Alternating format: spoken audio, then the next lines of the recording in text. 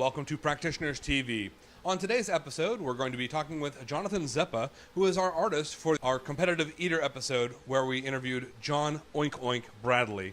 Well, what I brought to the table is music composition. Just after meeting Oink Oink and just seeing his performance and everything, the first thing I thought of were the old school WWF wrestlers, and I wanted to have this really cool theme, this powerful theme, so that when he would walk into a competition, that everybody would know that's his theme, that's who this is, and they're going to cheer, and that's what I went with.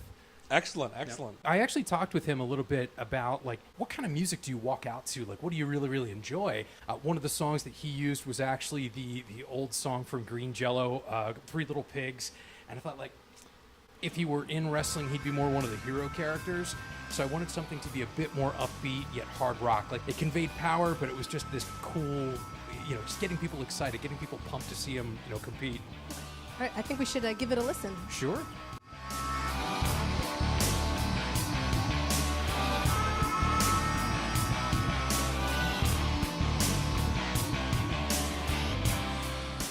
That is a powerful sounding theme, and it evokes something in me that I imagine big, imposing, strong, but like hero. I definitely get the hero. Yes. The idea was just like, hey, this is one of the good guys. We want to cheer for the good guys. Yeah.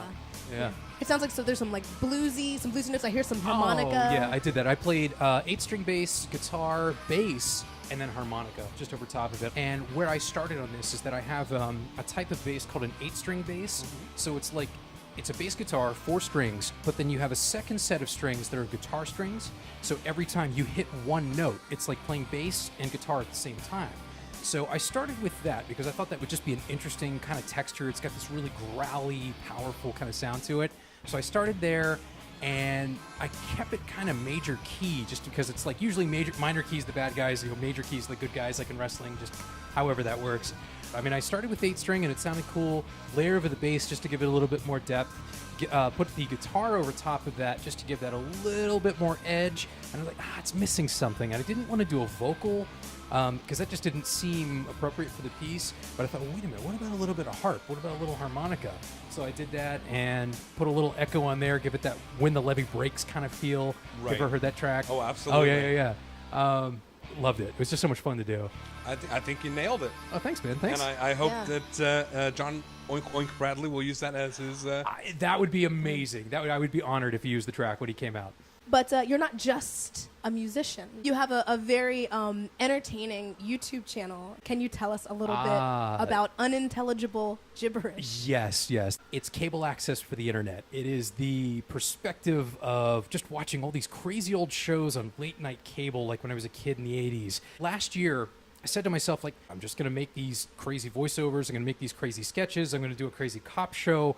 I'm going to get my friends involved, and I'm going to write the music. And it's hands down my favorite project to date. There's a specific video called Sock Puppets Eating People Food that is my personal favorite. It's so wonderful, and you composed the music for that too. And the music is frankly I love sock puppets, but the music is like the best part. And I think that's one of the things that sets like our productions apart. I think the music is what really sells it.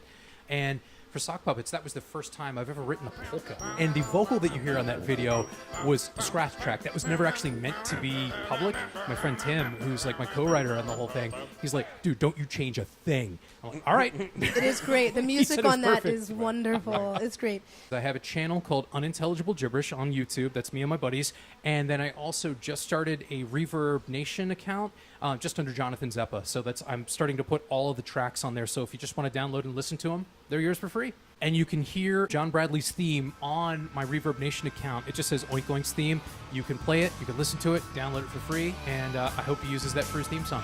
Thank you so much, Jonathan. Thank you, Simon. Thank you, Stephanie. This has been wonderful. It's been a wonderful experience all around.